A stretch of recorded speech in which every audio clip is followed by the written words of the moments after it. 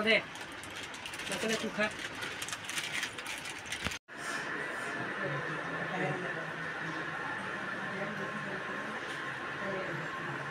వస్తున్నారా అక్క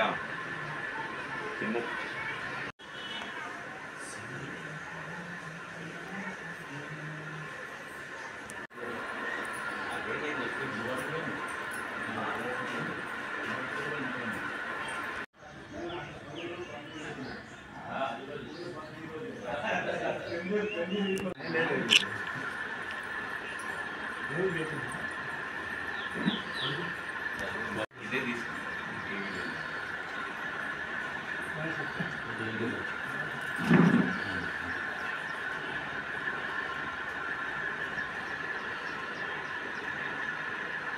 చెప్తా ఉన్నారు నేను ఉన్నా మీకు అని చెప్పండి.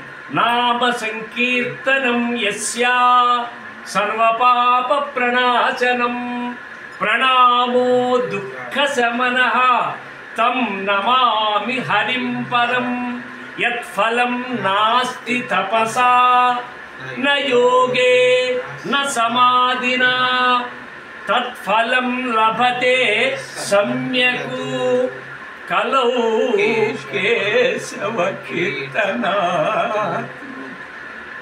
పత్రికావిష్కరణ ఎప్పటి నాకు సెండ్ చేయి.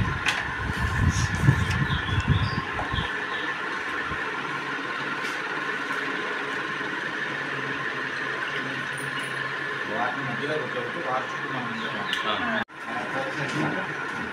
వీళ్ళే పాటలు పాడి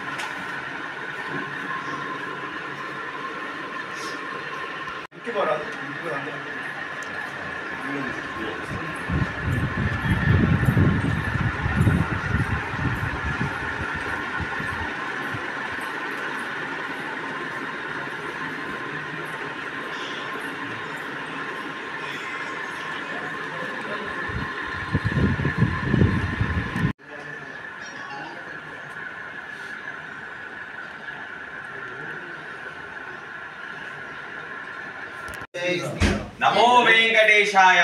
నమో వెంకటేశాయ. జై శ్రీరామ్. జై శ్రీరామ్. జై శ్రీరామ్. జై శ్రీరామ్.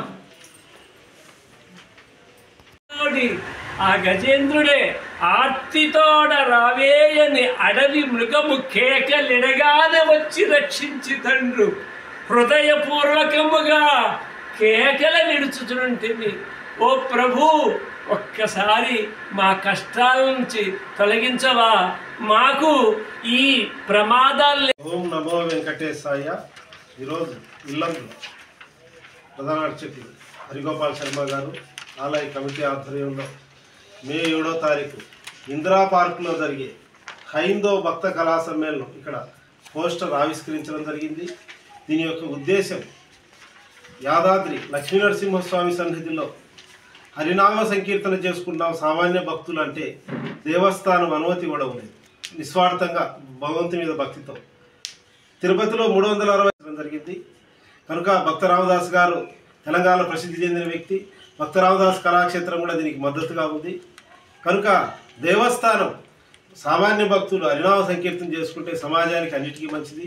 దీన్ని అడ్డుపడకుండా మీరు ఇంకా దాన్ని ప్రోత్సహించండి. ఇంకా రాని వాళ్ళకు కూడా అలవాటు చేయాలి హరినామ సంకీర్తన.